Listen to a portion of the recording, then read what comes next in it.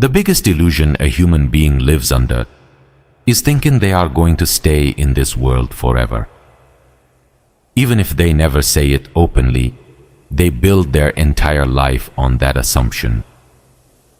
They make plans as if time belongs to them. They delay what truly matters as if tomorrow is guaranteed. They chase dreams, goals, and desires as if there will always be another day, another chance, another opportunity.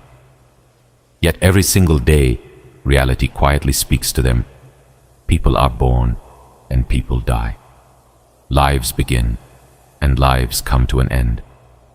Funerals happen, names are forgotten, and generations disappear as if they were never here. Still, the human heart finds a way to ignore all of it. A person walks past a cemetery without thinking. They hear about someone's death and move on within minutes. They say, life goes on, and continue as if nothing happened. But the truth is, life does not go on forever. It runs out, and no one knows when their time will come. One day, without warning, everything stops.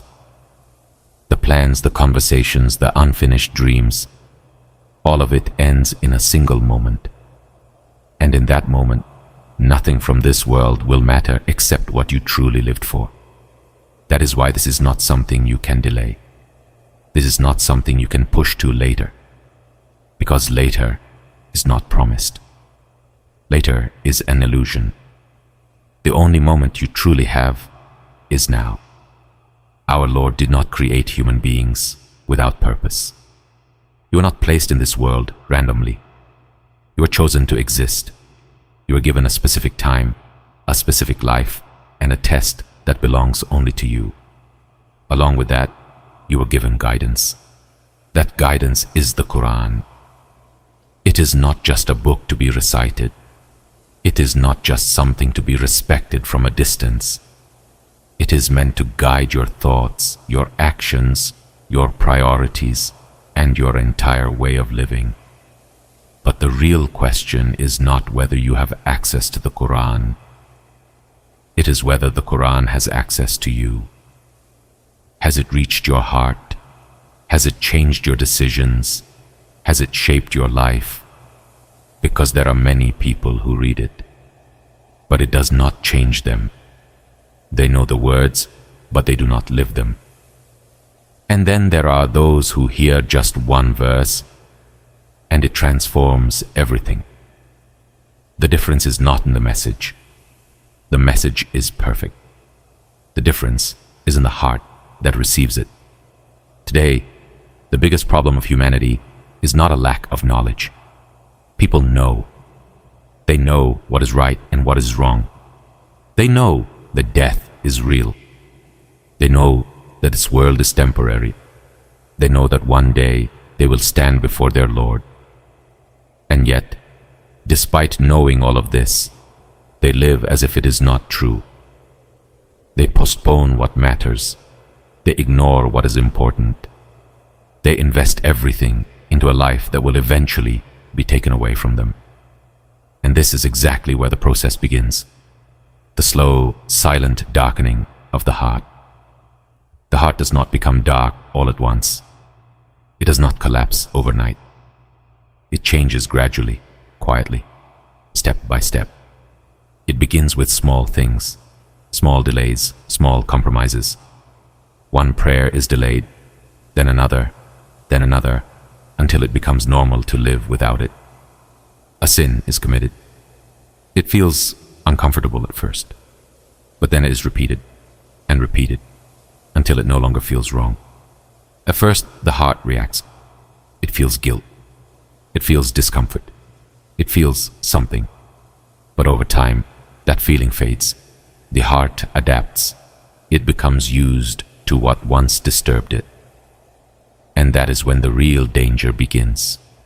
Because when a person stops feeling the weight of their actions, it does not mean they are doing better.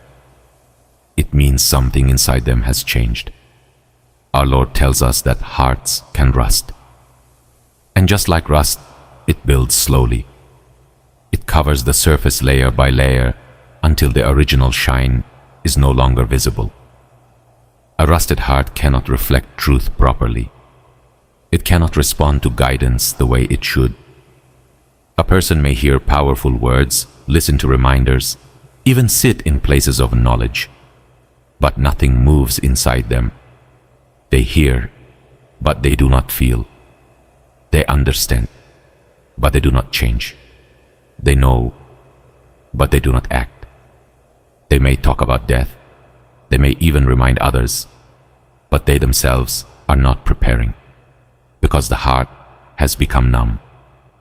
And a numb heart is one of the most dangerous states a person can be in.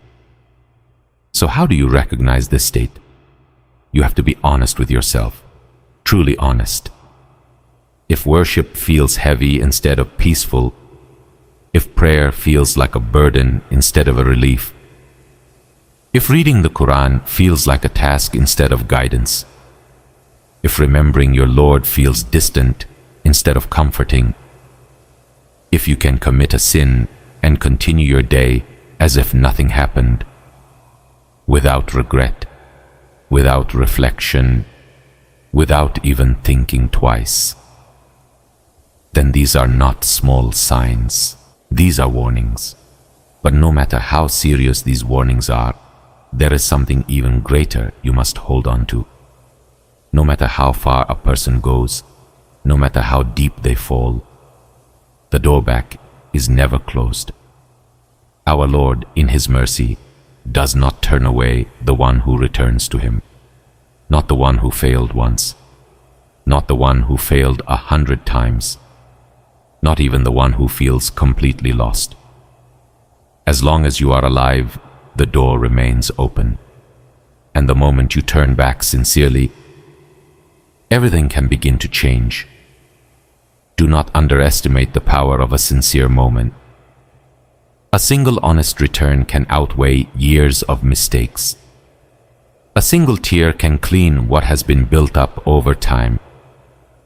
A single decision can redirect the entire course of your life, because what matters is not how far you went in the wrong direction. What matters is whether you are willing to turn back. Many people wait for the perfect moment to change. They say, I will fix myself later. I will become better when I have more time. I will focus when life slows down. But life does not slow down. Time does not wait. And the perfect moment never comes. The only real moment you have is this one. And sometimes all it takes is one moment. One realization that cuts through all distractions. One truth that finally reaches your heart. One sentence that shakes you awake. Maybe this is that moment for you. Maybe right now, something inside you is moving. Maybe you feel something you have not felt in a long time. If that is the case, do not ignore it. Do not scroll past it. Do not delay it. Do not silence it. Because these moments are rare, and when they pass, they may not come back the same way again. Ask yourself and answer honestly. If today was your last day, would you be ready?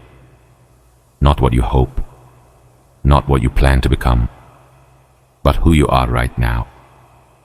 If everything ended tonight, what would you take with you? Not your possessions, not your achievements, not your plans, but your actions, your choices, your intentions. What would they look like?